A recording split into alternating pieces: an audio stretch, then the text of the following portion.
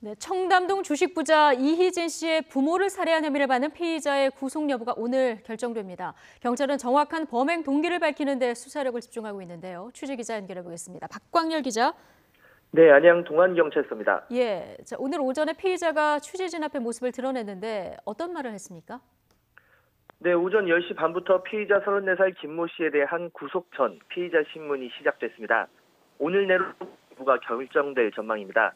법원으로 출발 전 김 씨는 취재진 앞에 잠시 모습을 드러냈습니다.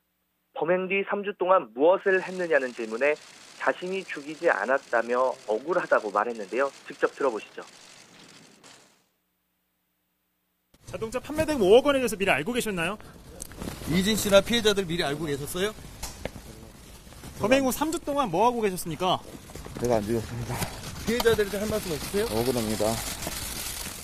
머리부터 어깨까지 점퍼로 덮어 얼굴을 완전히 가린 김 씨는 이 말만 남기고 호송차에 올랐습니다.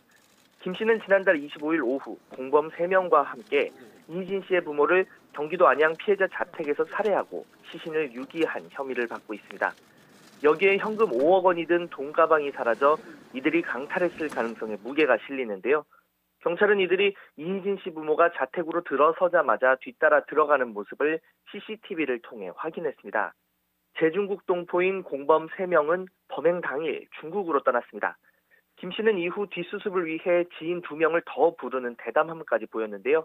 이들은 경찰 조사에서 김 씨와는 모르는 사이로 김 씨의 친구가 지금 싸움이 났는데 중재를 해달라 이런 부탁을 받고 현장에 가게 됐다고 진술했습니다.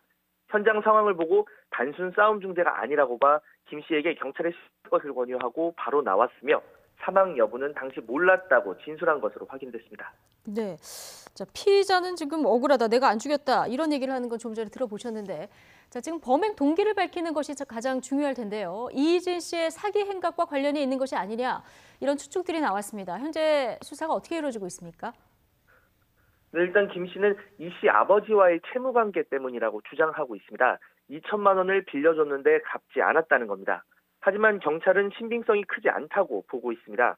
2천만 원 때문에 제중국 동포 3명까지 고용해 치밀하게 범행을 저지르는 것을 상식적으로 이해하기 어렵기 때문입니다.